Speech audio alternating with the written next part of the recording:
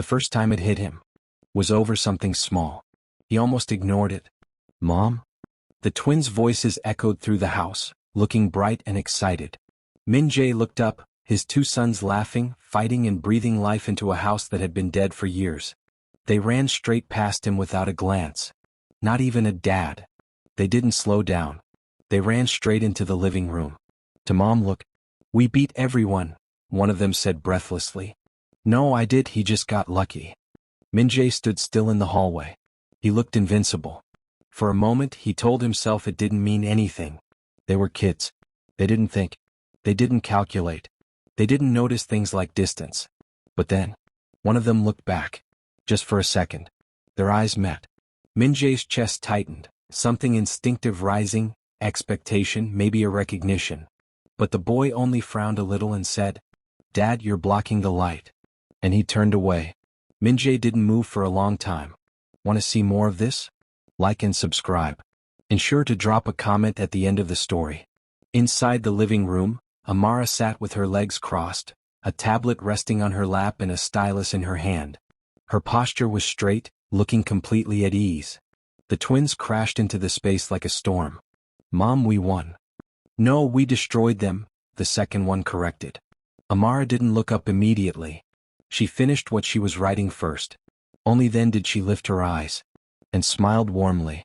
"Is that so?" she said calmly. Both boys started talking at once. She listened attentively, interrupting only to correct details, to ask questions, to guide them without shutting them down.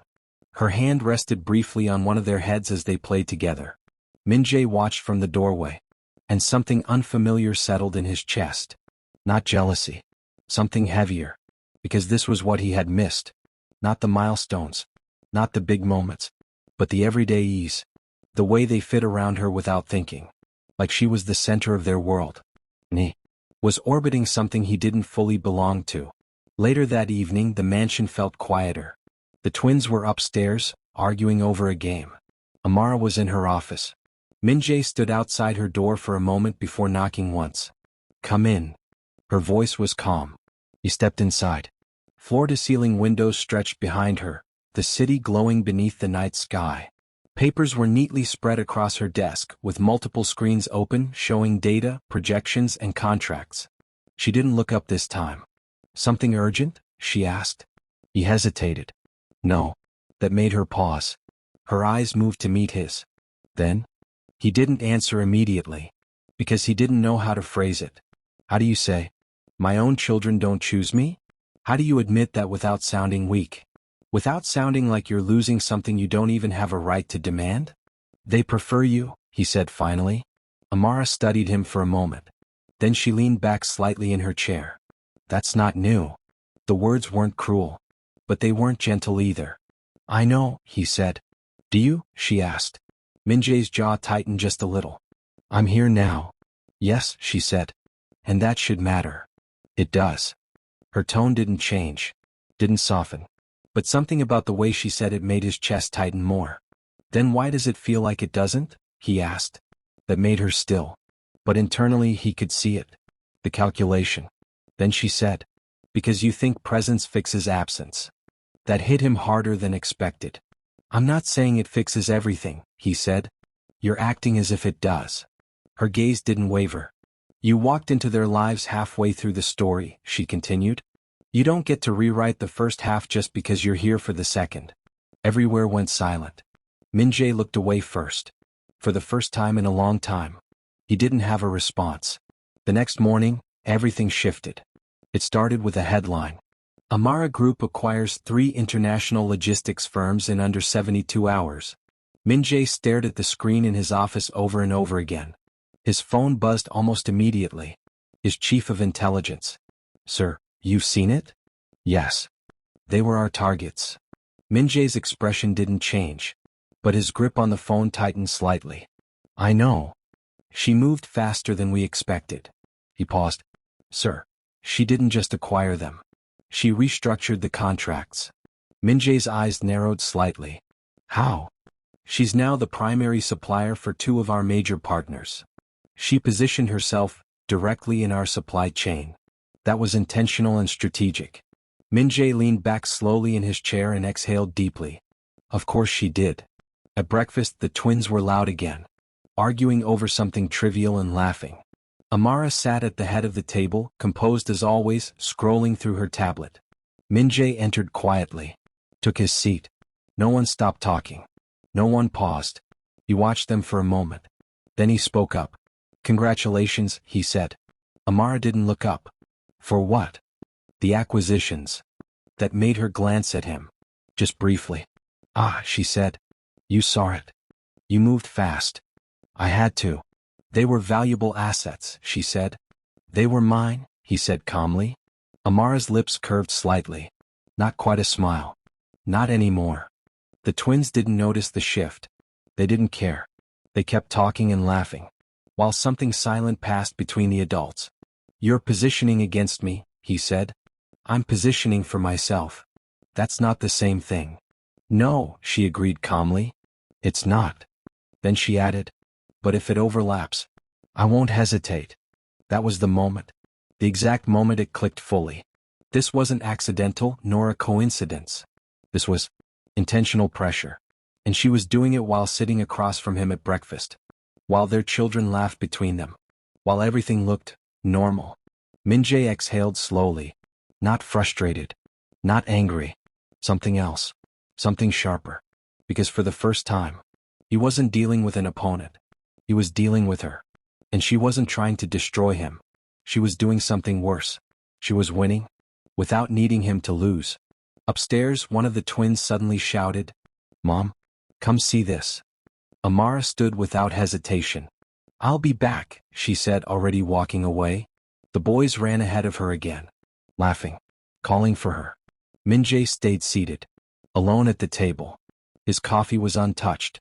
The room suddenly became too quiet, and for the first time, he felt it clearly. Not the loss of power or the shift in business. Not even the distance from his children. But something far more dangerous. He wasn't being pushed out.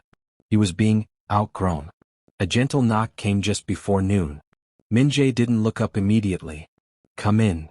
The door opened slowly, and for the first time in years, his father stepped into the room without authority or control.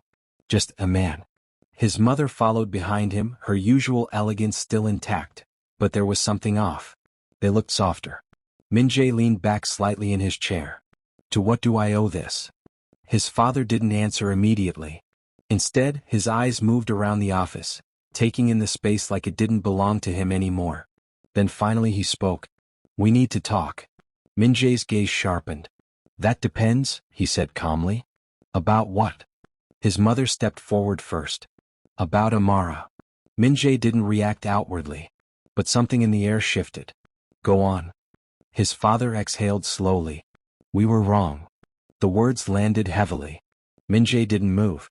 He didn't blink, because those words, from his father, were rare. His mother continued, her voice quieter than usual. "We made decisions based on incomplete information." "Incomplete?" Min-jae repeated. His tone wasn't raised. His father's jaw tightened slightly. "We were misled." "By who?" Min-jae asked, even though he already knew. "June," his mother said. The name sat in the room like something rotten. Min-jae's expression didn't change, but his fingers tapped once, just once, against the desk. "She manipulated the situation," his father added. "The doctors, the reports, everything.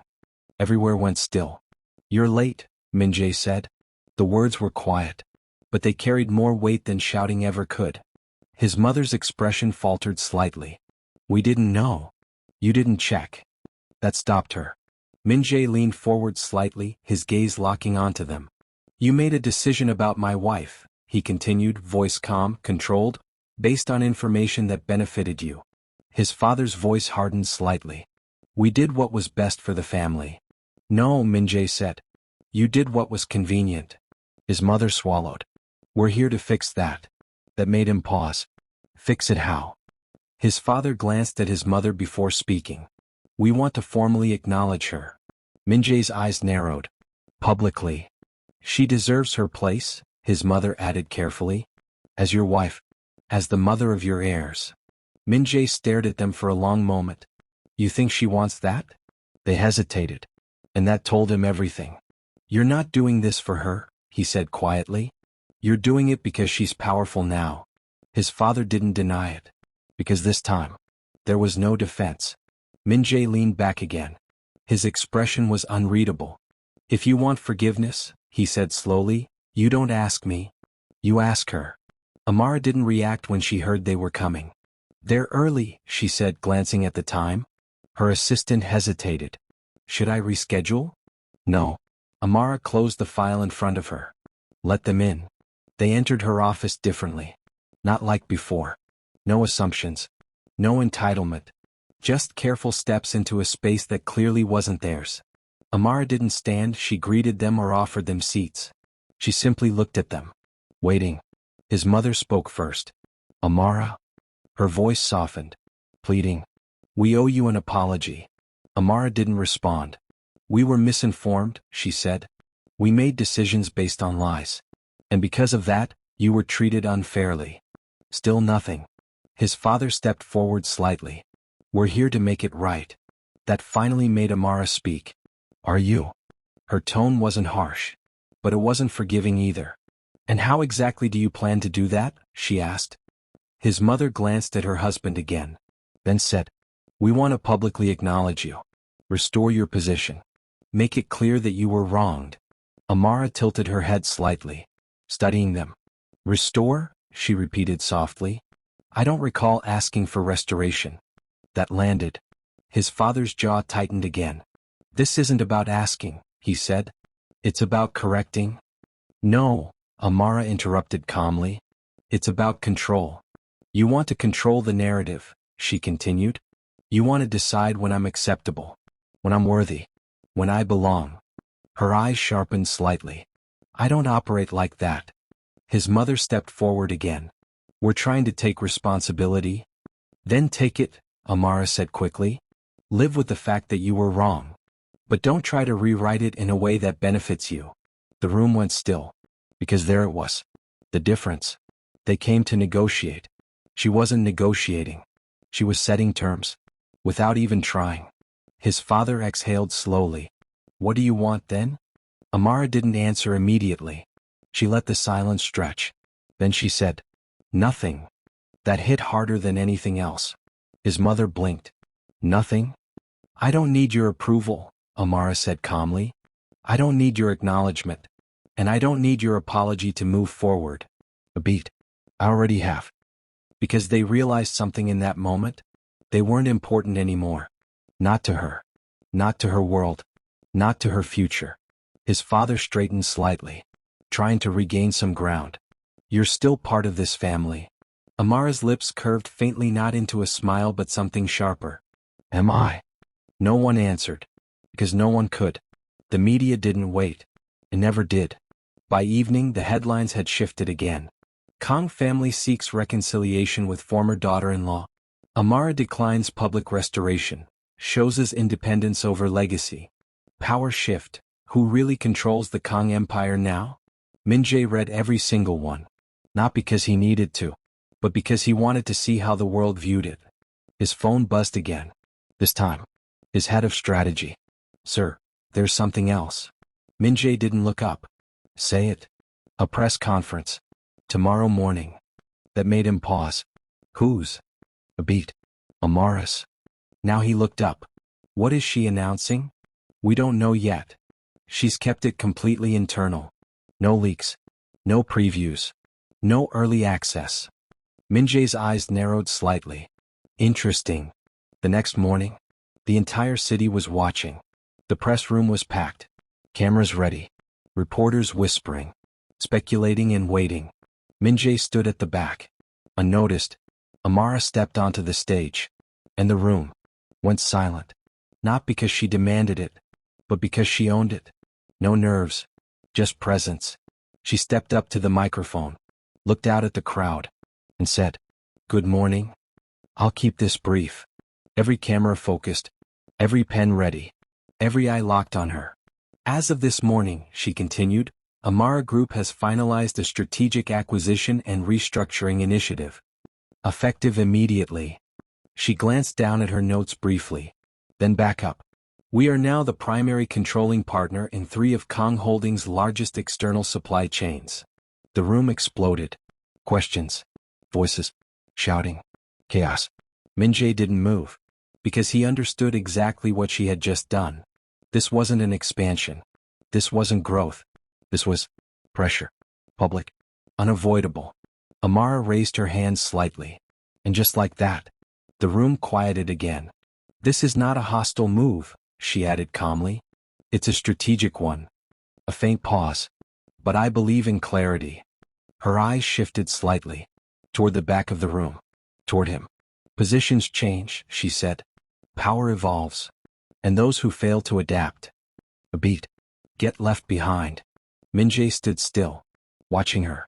And for the first time, he didn't feel challenged. He didn't feel threatened. He felt proud. And that realization terrified him. The applause didn't matter. The headlines didn't matter. The power shift didn't matter. What broke him came 3 days later. At a school field. Under the sun. In front of people who didn't fear him. Parents can sit over there. A teacher pointed casually toward the bleachers. Min-jae nodded once. No security. No entourage. Just him. For the first time in years, Kang Min-jae walked into a public space. And no one moved. No one lowered their voice. No one stepped aside. Because here, he wasn't a king. He was just a father. Or at least, he was supposed to be. The twins ran onto the field with the other kids. Uniforms slightly crooked. Shoelaces barely tied. Energy everywhere. Min-jae stood near the front row, hands in his pockets, eyes fixed on them. Expecting something. One of them looked up. Then the other. Their eyes scanned the crowd. Searching.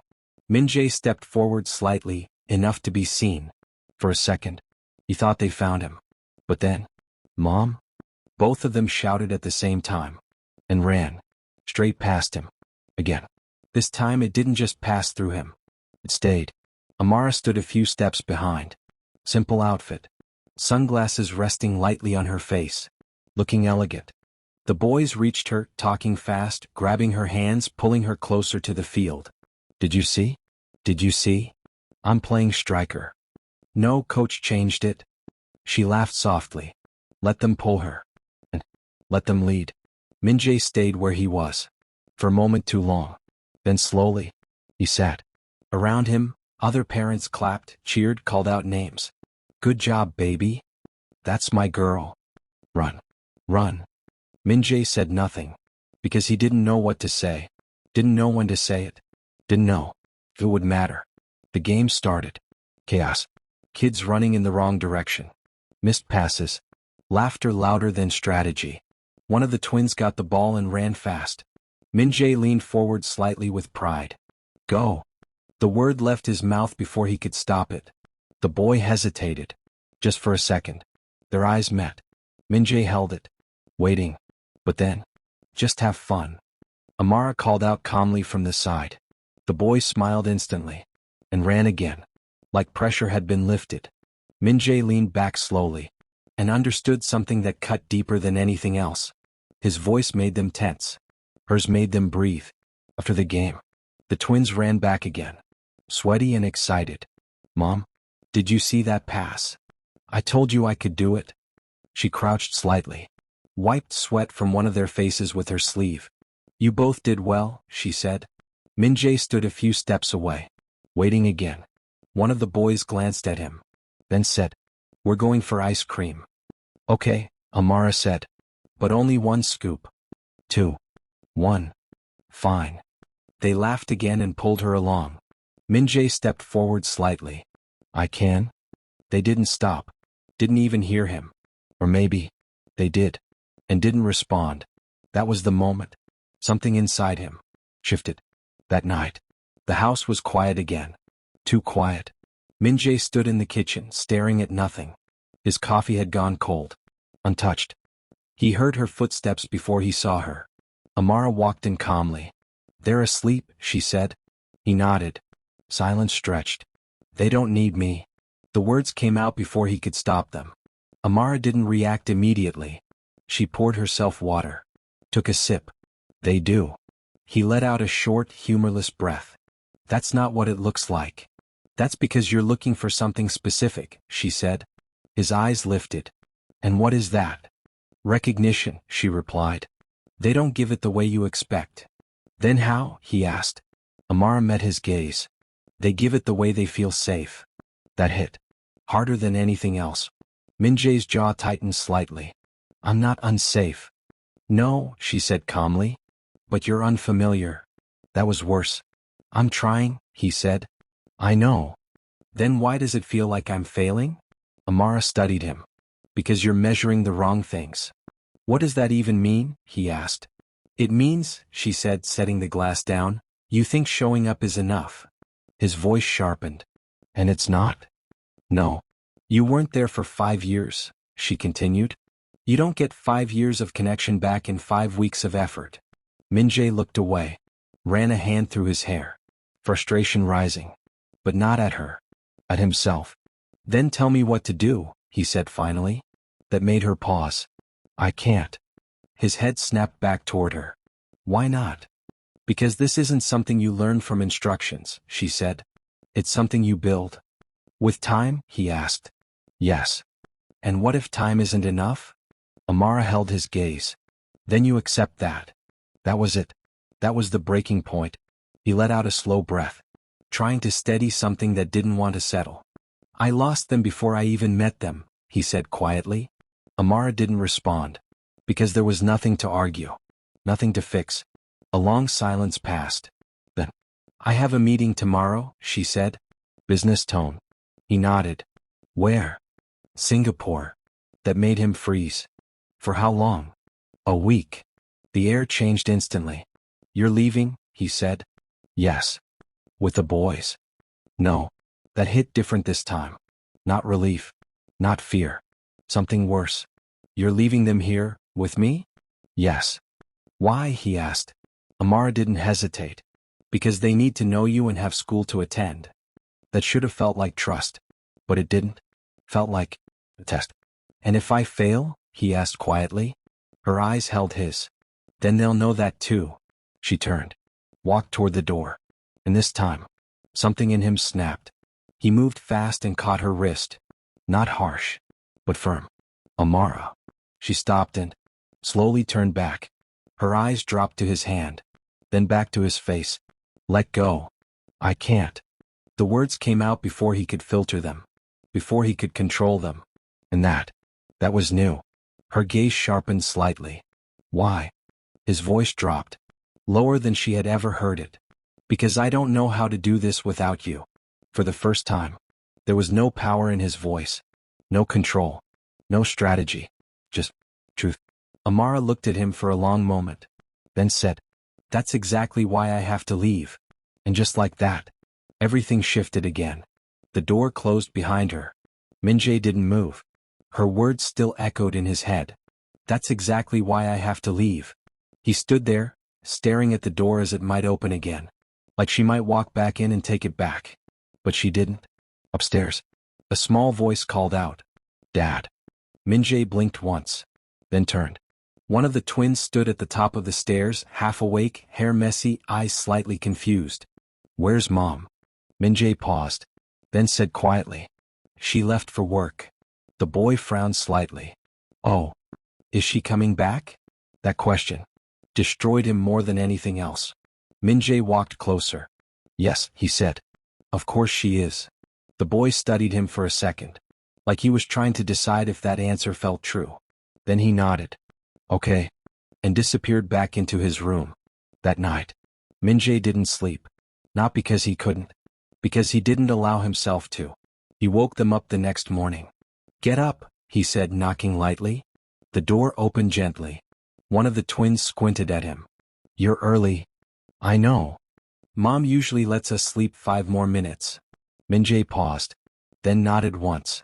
Okay. He stepped back. 5 more minutes. The boy blinked, surprised. Then slowly. Okay. Breakfast was different. It was awkward and quiet. He didn't sit at the head of the table. He sat beside them, close, not forcing conversation, just being there. One of them spilled juice. Minjae reached instinctively, then stopped. Wash. The boy grabbed a napkin, cleaned it himself, Mom says we should fix things we make a mess of. Min-jae nodded slowly. She's right. School drop-off. He drove without a driver or security. The twins sat in the back, whispering to each other. He caught pieces of it. Think he knows? Don't tell him. Mom would. He didn't interrupt. Didn't ask. Just listened. At the gate they got out.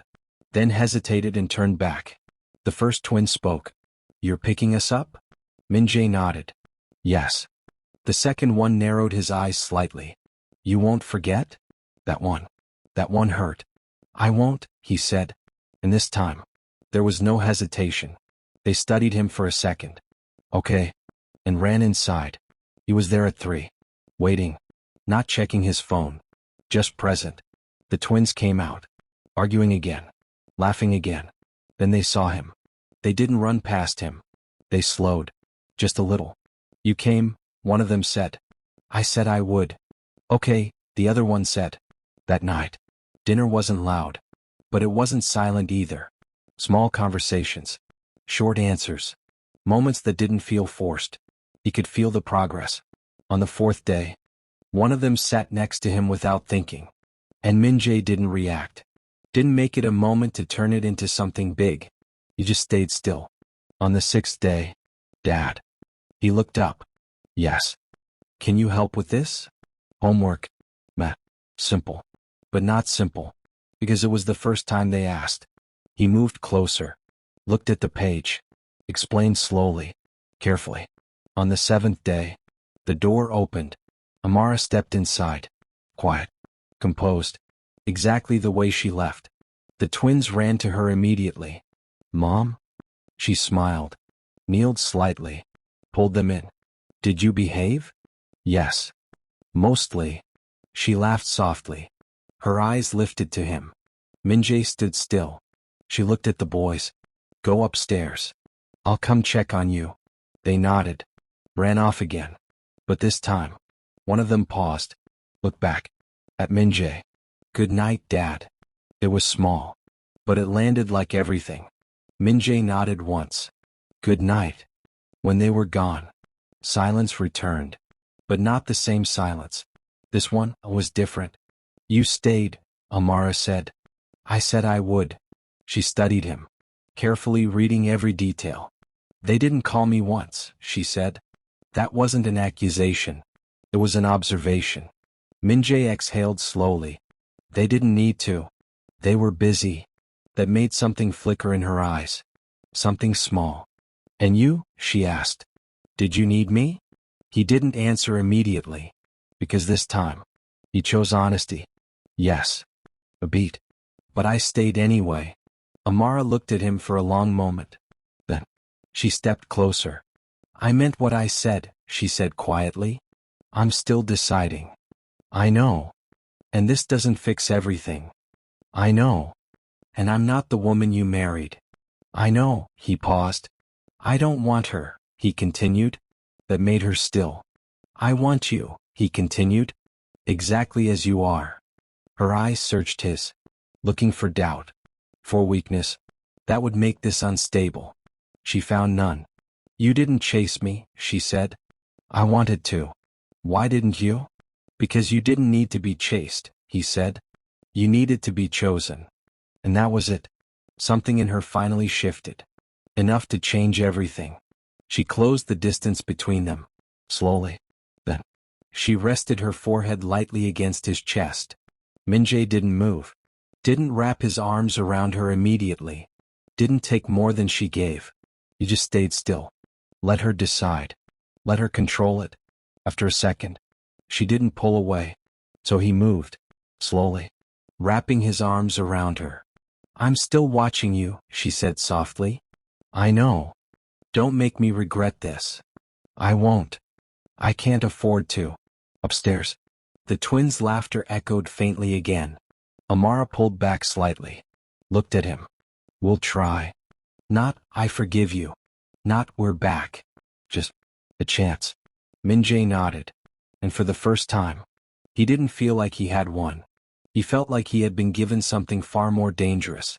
Something that could be taken away again. Something he had to earn. 3 months later. The garden. Sunlight filtering through the trees.